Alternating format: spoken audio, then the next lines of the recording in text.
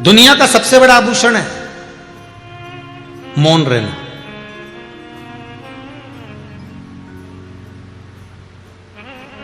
बुढ़ापे में क्या तुम्हारे पास होगा कि तुम्हारे बहू बेटा तुम्हें पूछेंगे? बुढ़ापे में क्या तुम्हारे पास होगा कि तुम्हारे परिवार वाले तुम्हें 2 रोटी दे देंगे? बुढ़ापे में क्या तुम्हारे पास में होगा कि तुम्हारे रिश्तेदार भी तुम्हें पूछ लेंगे? धन नहीं, पैसा नहीं, दौलत और प्रॉपर्टी नहीं। आज के बहू और बेटा, आज के बेटी और दामाद, आज के पोता पोती, आज के रिश्तेदार तुम्हारे धन से मतलब नहीं रखते, क्योंकि उनको मालूम है ये कौन सा तू हमको देके जाएगा, कौन सी संपदा हमें दे जाएगा। और बेटे और बहू को भी मतलब नहीं, वो सोचते हैं कि जिंदगी छोटी सी तो है, कब कौन को जाना पड़ जाए, क्या भरोसा। अगर हम सोचे कि जायदाद के चक्कर में इनकी बातें सुनते तो धन मूल नहीं है। आज के जमाने में लोग धन की महत्वता नहीं जानते।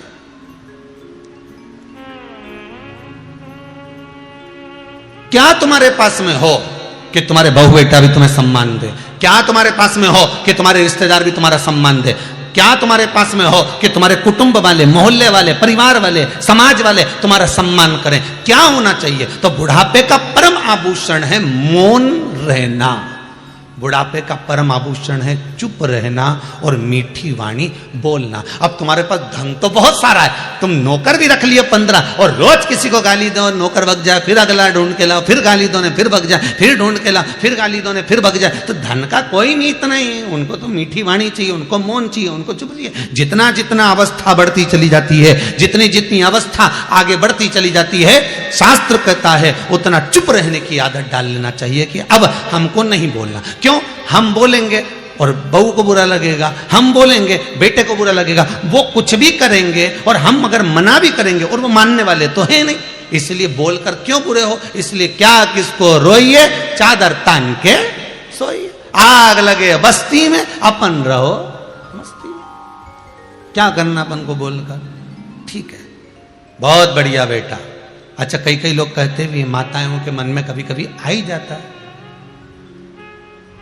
हमने बड़ी मुश्किल से जोड़ जोड़ के इकट्ठा करा, कल की आई सब चूना लगाए जा रही है। हमने बड़ी मुश्किल से जोड़ जोड़ के रखा, कल की आई सब बर्बाद करती जा रही। कई लोगों के मन में ये भाव आता है। अच्छा, ईमानदारी से बोलो री जी हो, तुम्हारे मन में आज तो ये आ गया कि कल की आई सब बेकार करे जा रही, फेंके जा रही, सब्जी इतनी सारी बना रही, रोटी इतनी सारी बना रही, सब फेंके जा रही, सब फेंके जा रही, और तुम बोले जा रही और वो सुने जा रही और तुम्हारी बात को मान्य नहीं कर रही, तो फिर क्यों बोलो? तुम भी एक काम करो ना, 2-4 रोटी जरा ज्यादा बनाओ, गाय को देकर आ जाओ। जब और बहू कब तक छोड़ती है? जब तक सास जोड़ती है। जिस दिन सास ने छोड़ना चालू करा, उस दिन बहू ने जोड़ना चालू करा। फिर बहू को लगेगा मेरा पति कमा कमा के मर जा रहा और डुकरिया लुटाए जा रही, तब बहू को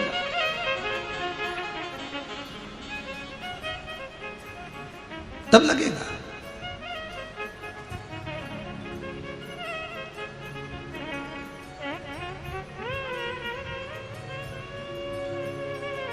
महाराज, मौन सबसे बड़ा आभूषण। चुप रहिए। जिस समय पर क्रोध आए थोड़ी देर शांत हो जाओ, चुप हो जाओ। जिस समय पर तुम किसी से झगड़ा करने जा रहे हो, 15 मिनट और घर में आकर बैठ जाओ और कह देना 15 मिनट बाद तेरे पांव तोड़ दूंगा, रुक जा भैया। और 15 मिनट आराम से बैठो, थोड़ी देर शिव महापुराण की कथा सुन लो, थोड़ी देर बैठ आनंद से पत्नी के साथ, बच्चों के साथ खूब प्रेम से खूब अच्छी अच्छी बात कर लो। उसके बाद फिर झगड़ा करने जाओ।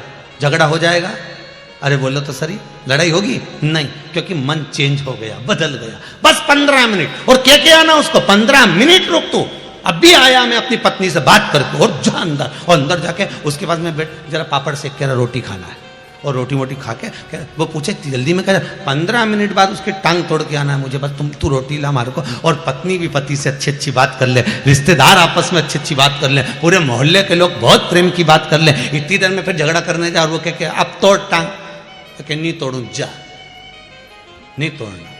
मैं कहा को टांग तोड़ दी, समय आएगा सब टूट जाएगी, मेरे को क्या करना तोड़ के। विचार चेंज, 10 मिनट का क्रोध आता है, 5 मिनट का क्रोध आता है, 2 मिनट का क्रोध आता है, कुछ देर का क्रोध आता है, ऐसा क्रोध आता है कि सब करा की धरा रह जाता है, सब करा की धरा।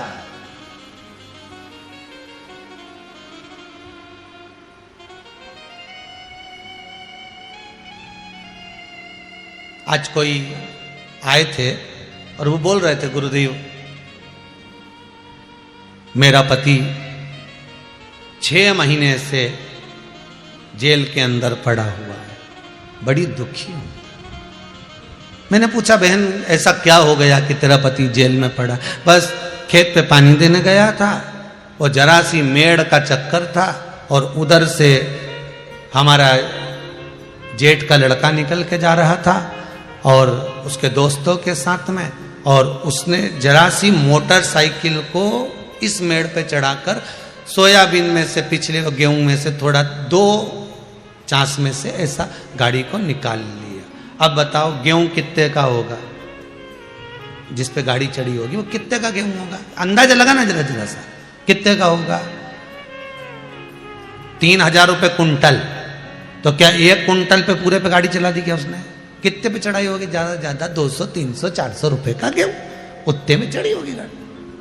पर क्रोध इतना आया, और वहीं मेरे जेठ के लड़के से लड़ाई हो गई मेरे पति की, इतना झगड़ा हुआ, इतना झगड़ा हुआ। और वो टी रखी हुई थी, टी कौन सी, वो पाइप में लगाने वाली टी रखी हुई थी, और बस झगड़े में वो मेरे पति ने जरा सा उसको मारा होगा। वो मारा तो वो सिर पे लग गया तो वो मई की मई मर गया। अब क्रोध कितनी देर का था? मात्र जरा सी देर का, मात्र जरा सी देर का। अब क्या हो रहा है? भुगतना कितना पड़ रहा है? पड़ेगा।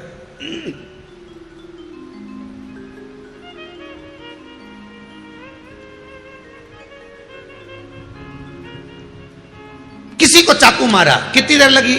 अरे बोले तो जम के, कितनी देर लगी? 5 मिनट, 10 मिनट, 15 मिनट। भोगना कितना पड़ा? दंड कितना भोग रहे हो? पहले ले जाकर जेल में बंद करा, बंद करने के बाद केस चलता रहा, केस चलने के बाद निर्णय आया 10 साल के लिए इसको आजीवन कारावास के इसको पड़। तो तेरा अकेले को दंड नहीं मिला, पूरे परिवार को दंड मिला।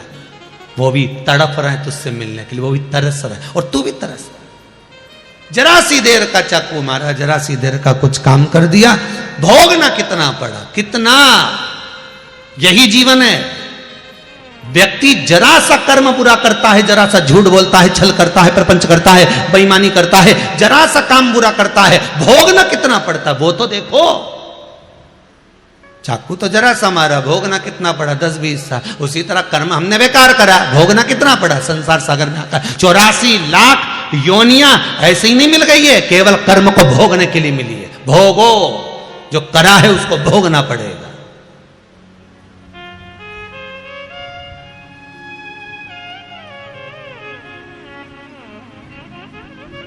थोड़ी सी देर का क्रोध है महाराज, आ गया, जरा सी देर का क्रोध आ गया।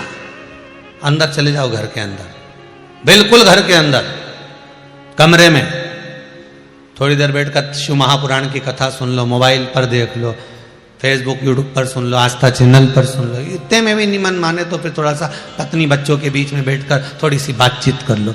10 मिनट के लिए टाल दिया जाए विवाद को, क्रोध को 15 मिनट के लिए टाल दिया जाए, 15 मिनट के लिए छोड़ दिया, फिर देखेंगे अपन बाद में। पर नहीं छोड़ता सा, इतना आग बबूला हो गया, इतना हो गया, सब नष्ट कर दिया, सब कर।